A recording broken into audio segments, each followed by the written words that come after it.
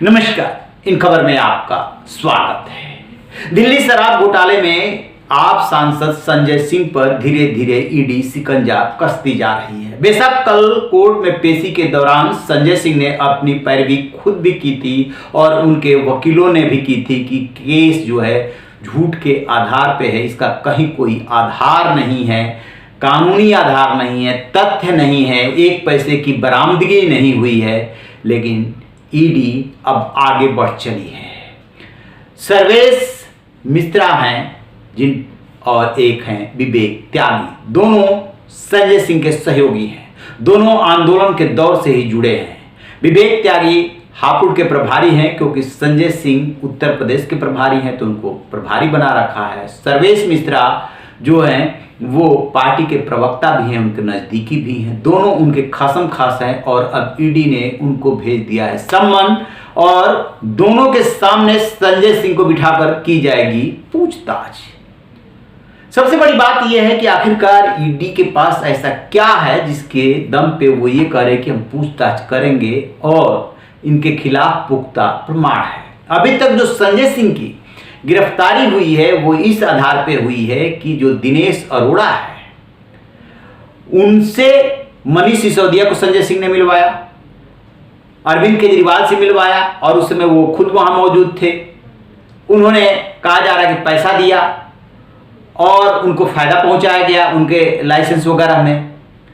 उन्होंने कबूल किया है संजय सिंह का रोल, मतलब सरकारी गवाह बन गए हैं दिनेश अरोड़ा और उसके आधार पर संजय सिंह की गिरफ्तारी होती है। इसी बात को आम आदमी पार्टी और उनके पैरोकार वकील जो है काट रहे हैं कि जब एक पैसे की बरामदगी नहीं है, कहीं कोई पैसे का भुगतान नहीं है, तो मिलना और मिलवाना कैसे जो है अपराध हो सकता है।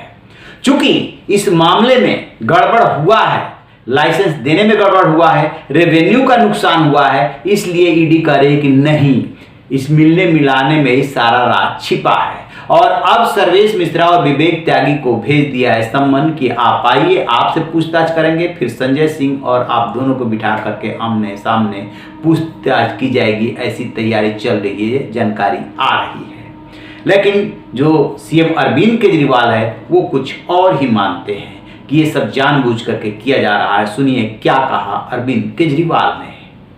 राहुल गांधी की जब सदस्यता गई आपने खुलकर सपोर्ट किया, लेकिन जो संजय सिंह के मामले में कांग्रेस जो है शर्तों के साथ ना करे क्या फर्क पड़ता है। देखिए पूरा का पूरा इन्होंने हमारी इतनी जांच करा ली, कुछ निकला।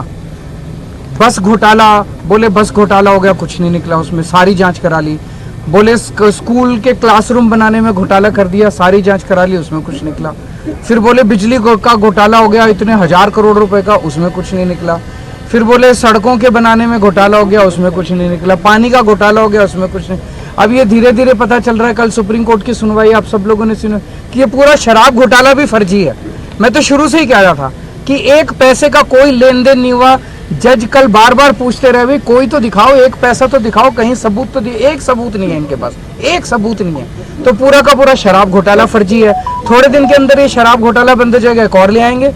मतलब इनको पूरा टाइम इनको केवल और केवल लोगों को एजेंसीज में। तो ये है दिल्ली शराब घोटाले की अभी तक की अपडेट। लेकिन मान के चलिए कि ये दिल्ली शराब घोटाला जो हुआ है वो आप सरकार और केजरी सरकार के नाक में दम कर दिया है।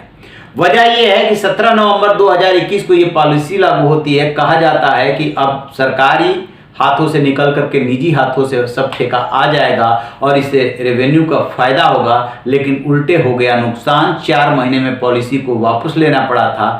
केजरीवाल सरकार कह रही कोई नुकसान नहीं हुआ और जांच कह रही है कि नुकसान हुआ। इसी बात पर इतना बखेड़ा खड़ा हुआ है। देखते हैं कि कहां जाकर के ये खत्म होता है। रहिए बेखबर, देखते रहिए इन खबर। Thank you.